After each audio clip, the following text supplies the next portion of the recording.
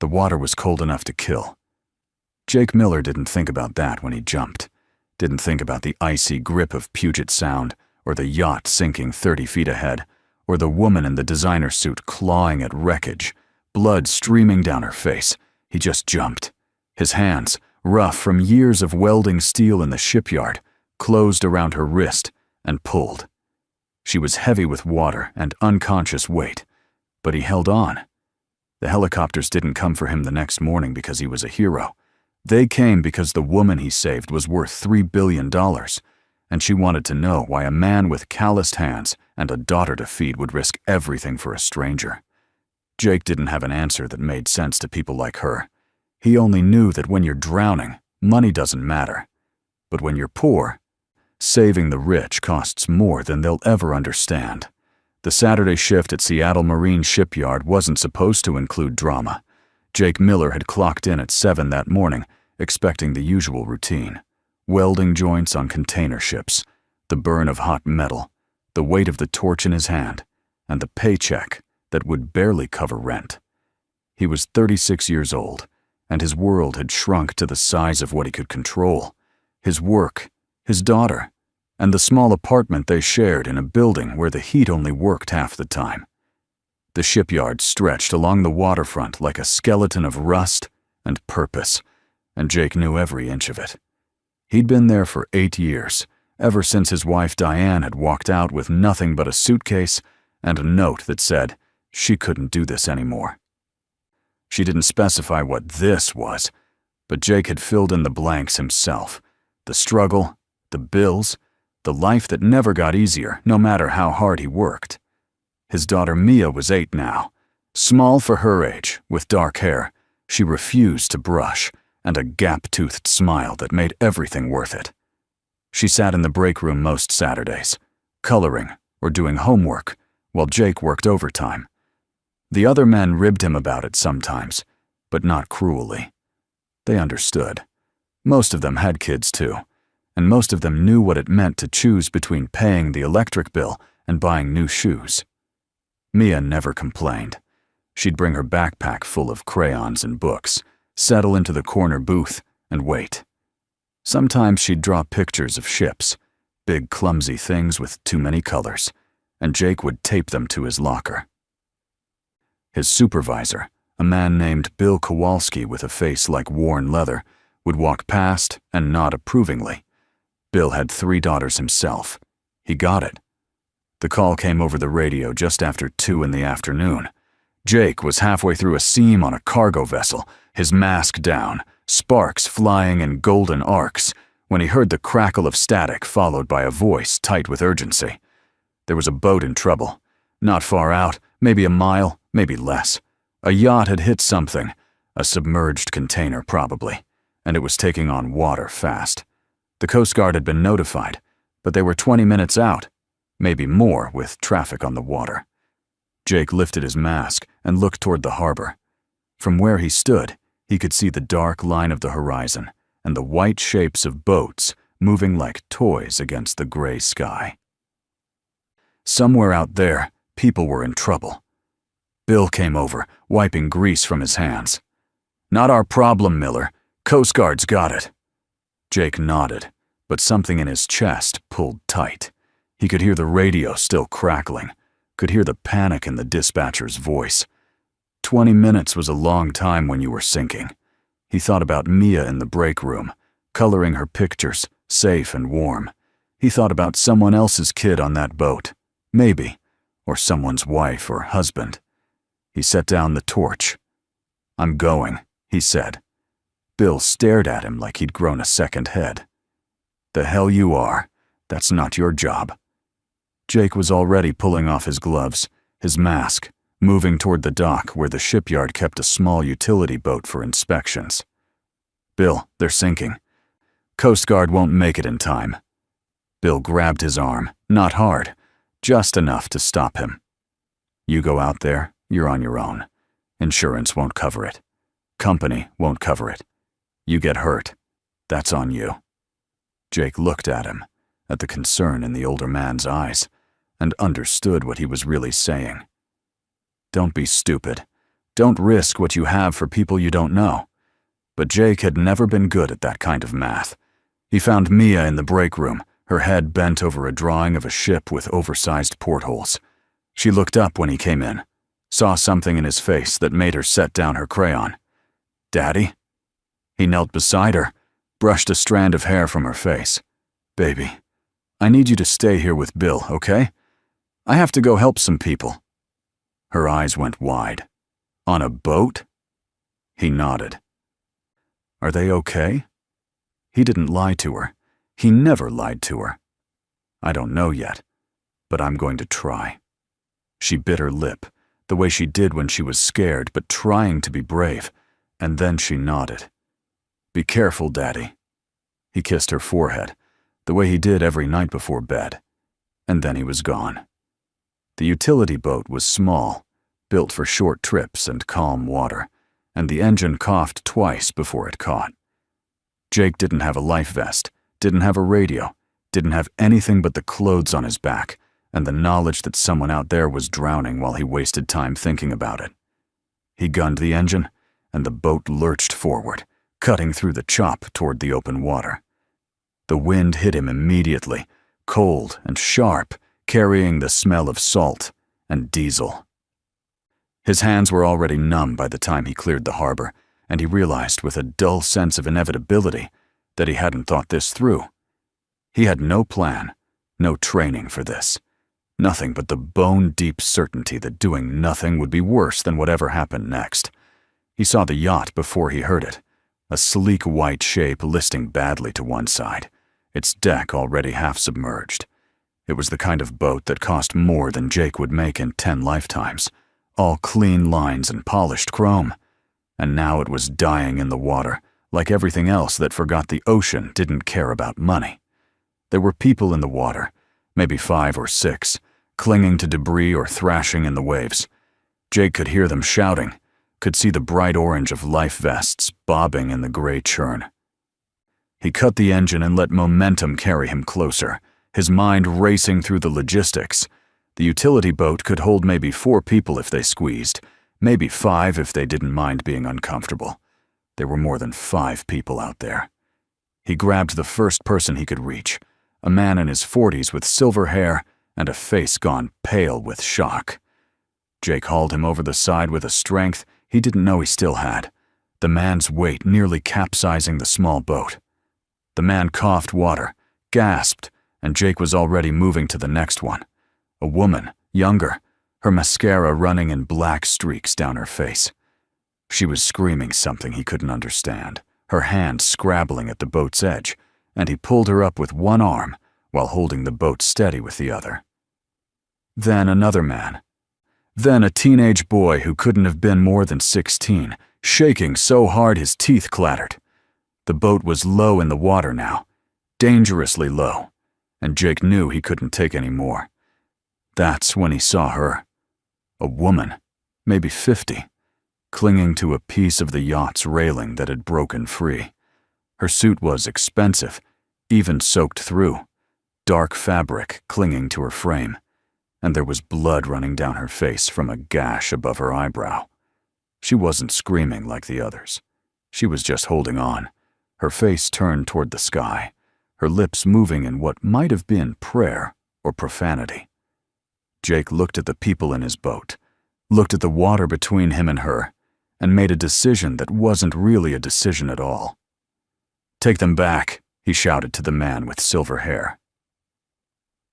"You know how to drive this." The man stared at him, uncomprehending. Jake grabbed his shoulders, forced eye contact. "The throttle. Push it forward. Head toward the shipyard. You see it?" He pointed toward the distant cranes. The man nodded, still in shock, but functional. "Go. Now." And then Jake jumped. The cold hit him like a fist, stealing his breath, turning his muscles to lead. He'd known it would be bad. But this was worse. This was the kind of cold that made you stupid, made your body forget how to work. He kicked hard, fighting the weight of his boots and jeans, fighting the current that wanted to pull him under, fighting every instinct that screamed at him to turn back. The woman was maybe 30 feet away, too far, impossibly far, but he swam anyway. His arms burned, his lungs burned. And the water kept trying to drag him down with a patience that felt personal. When he reached her, she didn't react at first. Her eyes were closed, her grip on the railing white-knuckled and automatic. Jake grabbed her arm and she flinched, her eyes snapping open, and he saw the moment she registered him, not as a savior, but as another problem, another variable in an equation that was already unsolvable. "Let go!" he shouted over the wind. She shook her head. "I can't." Her voice was hoarse, barely audible. "You have to. The boat's gone. We have to swim." She looked at him then, really looked at him, and he saw the fear there, raw and animal. "I can't swim that far." Jake didn't argue. He just pried her fingers off the railing, one by one, and wrapped her arm around his shoulders. "Then I'll swim for both of us." The yacht went under while they were still 30 feet away from it, the suction pulling at them with greedy fingers. Jake kicked harder, his vision starting to blur at the edges, his body screaming that it had nothing left to give. The woman was dead weight against him, barely conscious, her head lolling against his shoulder. He could see the shipyard in the distance, could see the utility boat making its way back, but it was too far. Everything was too far, and he realized with a clarity that felt almost peaceful that he might have made a very bad choice. He found a piece of debris, part of the yacht's hull, and managed to get them both onto it. It wasn't much, barely enough to keep their heads above water, but it was something. The woman coughed, spitting seawater, and her eyes opened again. "Why?" she whispered. Jake didn't understand the question. "Why what?" She looked at him, at his face, at the way his lips were turning blue, and asked again, "Why did you jump?" He didn't have a good answer. He thought about Mia in the break room, thought about the bills on his kitchen table, thought about all the sensible reasons he should have stayed in the boat. But none of them mattered now, here, with the cold eating through his bones and this stranger's life in his hands. "Because I have a daughter," he said finally. "And if she was drowning, I'd hope someone would jump." The woman closed her eyes, and Jake wasn't sure if she understood, or if she even heard him over the wind. He held on to the debris, held on to her, and waited for the Coast Guard with the patience of a man who had nothing left to do but hold on. They came eventually, the big orange boat with its sirens and its crew of people who actually knew what they were doing. They pulled the woman up first, efficient and professional, and then they came back for Jake. He didn't remember much of the ride back, just the weight of the blanket they wrapped around him and the way his body shook so hard he thought his teeth would break.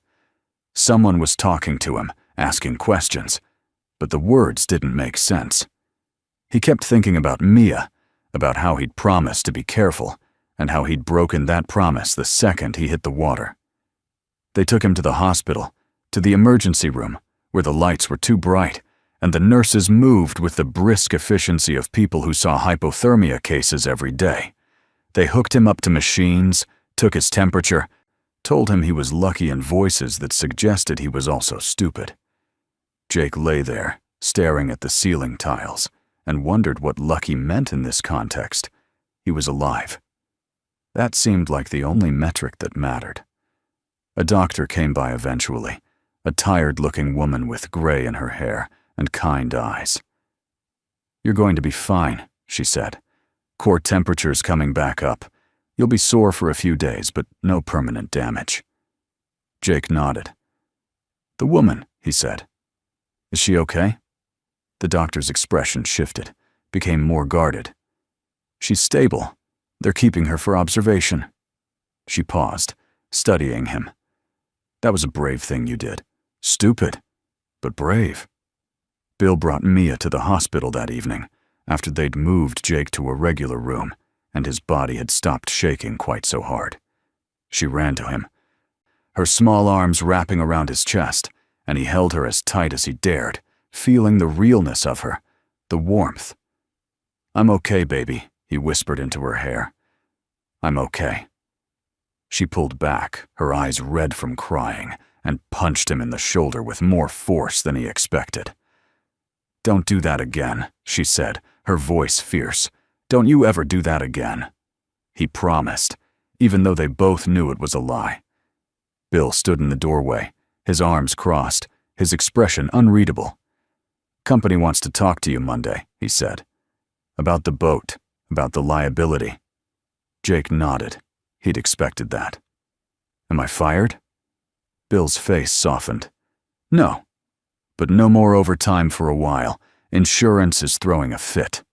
Which meant less money, which meant harder choices, which meant Mia's new winter coat would have to wait. Jake looked at his daughter, at the way she was holding his hand like she'd never let go, and couldn't bring himself to regret it.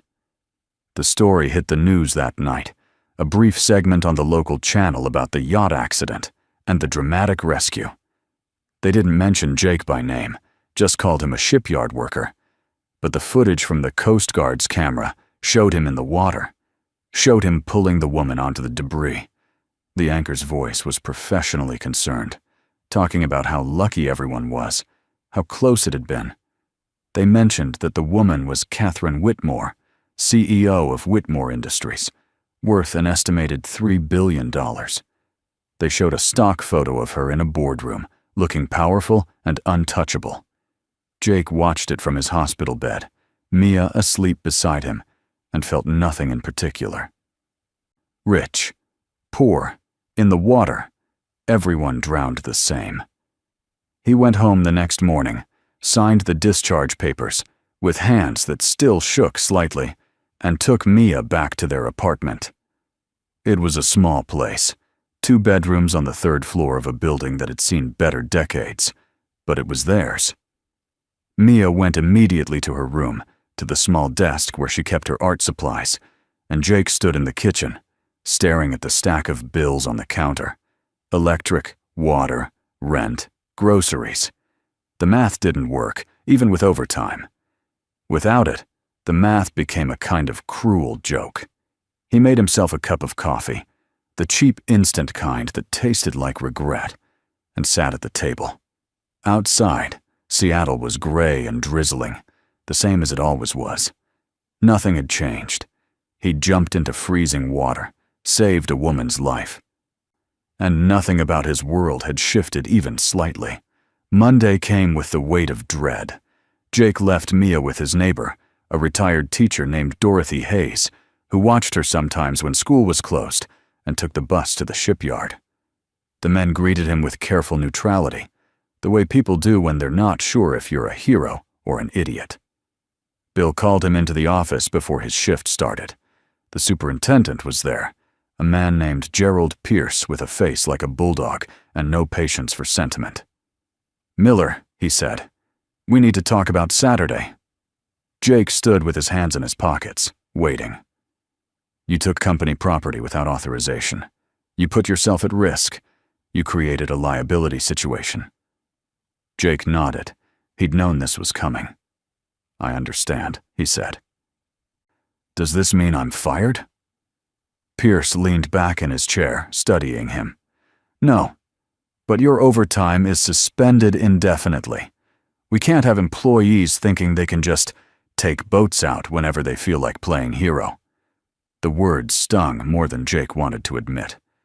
Playing hero, as if it had been about glory, about recognition, as if he'd jumped in for any reason other than the simple, stupid fact that someone was drowning and he couldn't look away. "Understood," Jake said. Bill walked him out, his hand on Jake's shoulder. "For what it's worth," he said quietly, "I think you did the right thing." But the right thing doesn't pay bills. Jake knew. He'd always known. The right thing was a luxury for people who could afford it. The week passed in a haze of routine and worry. Jake worked his regular shifts, welding seams and checking joints, and tried not to think about the numbers that weren't adding up in his head. Mia asked for new shoes for gym class, the old ones worn through at the toes, and Jake told her they'd get them next month. She didn't argue. She never argued. She just nodded and went back to her homework, and Jake hated himself a little bit more. He'd jumped into the ocean for a stranger, but he couldn't buy his daughter new shoes. The math of that felt wrong in a way he couldn't articulate. On Friday, Dorothy called him at work. "Jake," she said, "there's someone at your apartment. A woman. She says she needs to speak with you." Jake's first thought was Diane, that his ex-wife had finally decided to come back, to complicate things. "What does she want?" Dorothy's voice was strange, careful. "I don't know. But she came in a very nice car." Jake told Bill he needed to leave early, family emergency, and Bill waved him off without questions. The bus ride home felt longer than usual, traffic crawling, his mind spinning through possibilities. When he finally climbed the stairs to his apartment, he found Dorothy standing in the hallway with a woman he didn't recognize at first. She was tall, well-dressed in a way that screamed money, her hair pulled back in a neat bun. There was a small bandage above her eyebrow, barely visible. It took him a moment to place her without the blood in the water. Catherine Whitmore looked different dry. She looked smaller, more human, and when she saw him, something flickered across her face that might have been relief. "Mr. Miller," she said. Her voice was steady, controlled. The voice of someone used to boardrooms and negotiations. "I hope you don't mind. I needed to speak with you." Jake looked at Dorothy, who shrugged and retreated to her own apartment. He unlocked his door, gestured for Catherine to come in, acutely aware of the worn furniture and the dishes in the sink. "I'm sorry," he said. "I wasn't expecting company." She waved him off, her eyes taking in the small space with an expression he couldn't read. "May I sit?" He nodded, and she took the chair by the window, the one that wobbled if you leaned back too far. Jake remained standing, his hands in his pockets, waiting. "I wanted to thank you," she said, "for what you did, for saving my life." Jake shifted his weight. "You already thanked me, at the hospital." She shook her head. "I was barely conscious at the hospital. I didn't understand what you'd done."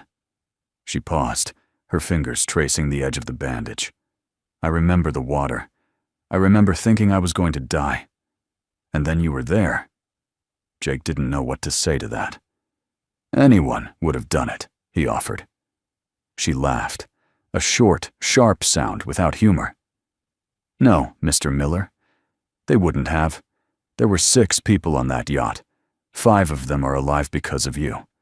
But you jumped back in for me, when the boat was already full." She looked at him, really looked at him, and he saw something raw in her eyes. "Why?" It was the same question she'd asked in the water, and Jake still didn't have a better answer. "Because you were drowning," he said simply. "That's not enough. You could have died. You have a daughter."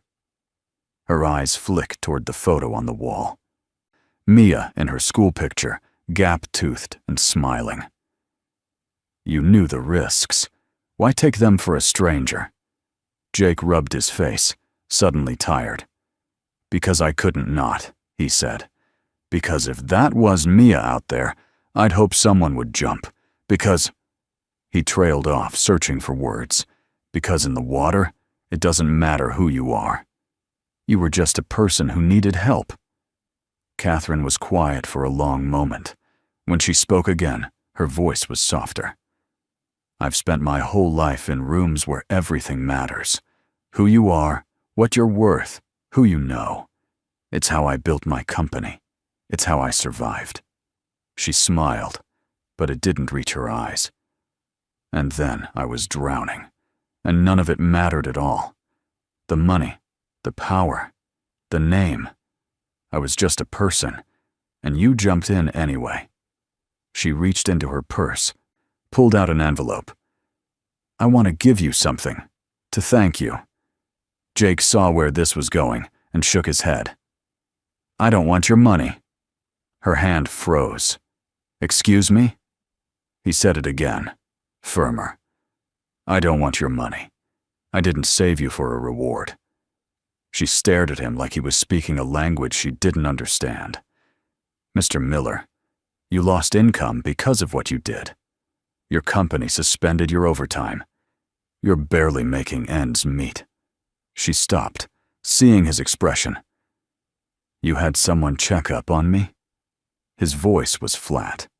She had the grace to look uncomfortable. "I needed to know who you were. I needed to understand." Jake wanted to be angry, but he was just exhausted. "I'm nobody," he said. "Just a guy who welds ships and raises his kid. That's it." "That's not it," Catherine said quietly. "You have nothing. And you gave everything. Do you understand how rare that is?" Jake laughed, but there was no humor in it. "I didn't give everything. I'm still here. Still broke, still struggling, still trying to figure out how to buy my kid new shoes." He hadn't meant to say that last part, but it came out anyway, bitter and true. Catherine set the envelope on the table. "Then let me help. Please." Jake looked at the envelope, at the way it sat there like a test, and felt something twist in his chest. "If I take that," he said slowly, "what does it mean? That I saved you for the money after all?" She shook her head. "It means you saved me, and I'm grateful. That's all." But it wasn't all, and they both knew it. Jake picked up the envelope, felt the weight of it, and set it back down. "I appreciate it," he said. "I do. But I can't." Catherine studied him for a long moment, and then she stood. "You're a stubborn man, Mr. Miller." He smiled despite himself. "So I've been told." She walked to the door, paused with her hand on the knob. "If you won't take money, will you let me do something else?" Jake was wary. "Like what?" She turned back to him. "Let me make sure your daughter has what she needs. School supplies, clothes, whatever she needs. Not as payment. As something I need to do. Please." Jake wanted to say no. Pride demanded he say no. But he thought about Mia's shoes, about the bills on the counter, about the weight of every decision he'd made since Diane left. "Just the shoes," he said finally. "For now." Catherine nodded, something like respect in her eyes. Just the shoes. She left, and Jake stood in his empty apartment, staring at the envelope still on the table. He didn't open it. He didn't need to. Whatever was inside, it was more than he'd see in a month, maybe more. But taking it would mean something, would change something fundamental about what he'd done, and why. He left it there and went to pick up Mia. The shoes arrived 2 days later, delivered by a courier who looked confused to be in Jake's neighborhood. They were good shoes, the kind that would last, and they fit Mia perfectly. She put them on immediately, dancing around the apartment, and Jake watched her with a tightness in his throat. "Are they from the lady on TV?" Mia asked. "The one you saved?" Jake nodded. She wanted to say thank you. Mia looked down at her feet, at the bright white of the new shoes, and then up at her father. "She must be very grateful," she said seriously. Jake pulled her into a hug. "Yeah, baby, I think she is." A week passed, then another. The shoes were followed by a package of school supplies, basic things, nothing extravagant. Then a winter coat for Mia, warm and practical. Jake called the number on the card that came with each delivery, told them to stop, but Catherine was as stubborn as he was. "You won't let me help you," she said, when he finally reached her. "So I'm helping your daughter. That's non-negotiable." Jake didn't know how to argue with that. The things she sent were things Mia needed, things Jake couldn't provide, and his pride felt increasingly small and petty against his daughter's well-being. Then came the Saturday, 3 weeks after the rescue, when Jake woke to a sound he'd never heard before. It was mechanical, rhythmic, growing louder. He went to the window, Mia following behind him in her pajamas, and they both stared. 3 helicopters, black and sleek, were landing in the empty lot across from his building. People were gathering on the sidewalks, pointing, phones out. "Daddy," Mia whispered. "What's happening?" Jake had no idea. He pulled on jeans and a shirt, told Mia to stay inside, and went downstairs. The helicopters had landed, their rotors still spinning, and there were men in suits forming a perimeter. In the center of them all stood Catherine Whitmore. She saw him and smiled, and Jake felt his stomach drop. "What is this?" he asked, when he got close enough to be heard over the noise. She gestured for him to follow her, away from the crowd, to a spot where they could talk. "I told you I wanted to help," she said. Jake shook his head. "This is insane." "You can't just show up with helicopters." She cut him off. "I'm starting a foundation for people like you. People who do the right thing, even when it costs them everything." Jake stared at her. "What are you talking about?" She pulled out a folder, handed it to him. Inside were documents, official-looking papers with logos and legal language. Scholarships for children of first responders and everyday heroes. Job training programs, emergency financial assistance. I'm calling it the Miller Foundation. Jake's hands were shaking. "You can't do that. You can't name it after me." Catherine's expression was gentle. "I can do whatever I want. It's my money." She paused. "And you're going to run it?" The world tilted. "I'm going to what?" She spoke quickly, as if afraid he'd interrupt. "I need someone who understands what it's like to struggle. Someone who knows what it means to make impossible choices. Someone who'll make sure the money goes to people who actually need it, not just people who look good on paper." Jake felt like he was drowning again. "I weld ships. I don't know anything about running a foundation." Catherine smiled. "You'll learn. I'll teach you. And you'll be paid a salary, a good one, with benefits, for you and Mia." Jake looked back at his building, at the peeling paint and the broken railing on the stairs. He thought about the bills on his counter, about Mia's shoes, about the weight of every morning he woke up and went to work knowing it would never be enough. "Why?" he asked. "Why me?" Catherine's eyes were bright. "Because you jumped," she said simply. "When you had every reason not to, you jumped. That's not something you can teach. That's not something money can buy." She took his hand, her grip surprisingly strong. "I was drowning, and you saved me. Now let me save you back."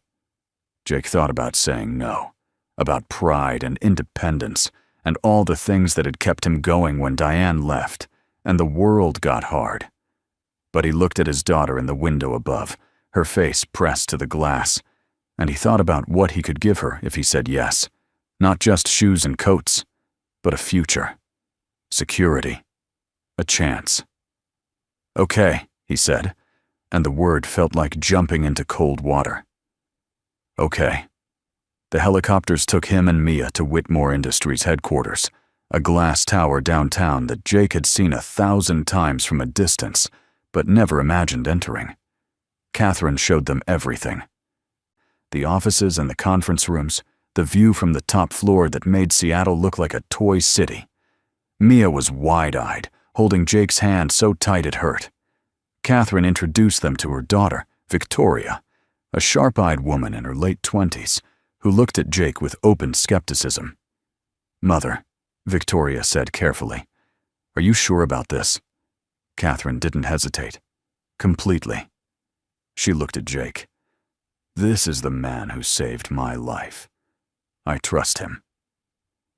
The foundation launched 2 months later, with Jake at the helm and a staff of people who actually knew what they were doing to guide him.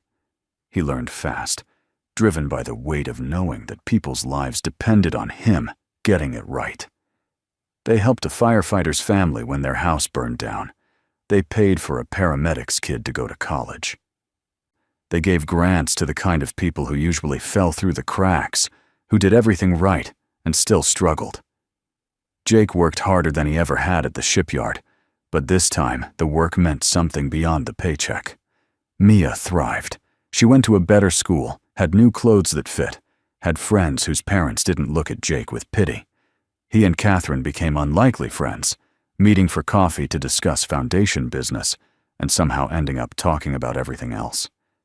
She told him about her divorce, about building her company from nothing, about the loneliness of success. He told her about Diane, about the fear that he wasn't enough, about the guilt of being grateful she left because it meant he could stop pretending things were fine. 2 years passed. The foundation grew, helped hundreds of families, became the kind of thing that made the news for good reasons. Jake was interviewed sometimes, asked about that day on the water, and he always gave the same answer. I did what anyone should do. The real question is why we've built a world where doing the right thing is considered extraordinary. Catherine loved that answer. She'd play the clips at fundraisers, proof that sometimes the best investments were in people, not profit margins. On the anniversary of the rescue, Catherine threw a gala. Jake hated the tuxedo, hated being the center of attention, but he stood on stage while she talked about second chances and the courage of ordinary people. When it was his turn to speak, he kept it short. 3 years ago, I jumped into freezing water because someone was drowning. I didn't think about it. I didn't plan it. I just jumped. He paused, looking at Mia in the front row, beaming at him in her fancy dress. I'm still jumping, every day, into things that scare me, that I don't understand, that seem impossible. But I learned something. The water's always cold, but you get used to it. And sometimes, on the other side, there's something worth the risk. The crowd applauded, and Jake stepped down, feeling foolish and relieved. Catherine met him at the bottom of the stage. "Thank you," she said. He shook his head. "I should be thanking you for all of this." She smiled. We saved each other. That's how it works. And maybe she was right. Maybe that was the whole point. That day in the water, they'd both been drowning in different ways, and somehow they'd pulled each other to shore. Jake took Mia home that night, back to a different apartment now. Bigger and warmer, in a neighborhood where the heat always worked. She fell asleep in the car, her head on his shoulder, and he carried her upstairs, tucked her in, and stood for a moment in her doorway. He thought about the man he'd been 3 years ago, desperate and tired, and convinced that was all he'd ever be. He thought about the water, about the cold, about the moment he'd decided to jump. It had been the stupidest decision of his life. It had been the best decision of his life. Sometimes, he was learning, those were the same thing. He went to his own room, found the envelope Catherine had left on his table that first day. He'd kept it all this time, unopened. Now he opened it. Inside was a check for $50,000 and a note in her handwriting. "For the man who taught me that money can't buy what matters, but it can help. Use it or don't. The choice is always yours." Jake folded the check, put it back in the envelope, and set it in his desk drawer. Maybe he'd cash it someday, maybe not. Right now, he didn't need it. He had a job that mattered, a daughter who was thriving, and a friend who understood that some debts could never be repaid because they were never debts to begin with. They were just people helping people, jumping into cold water because someone was drowning. That was all. That was everything.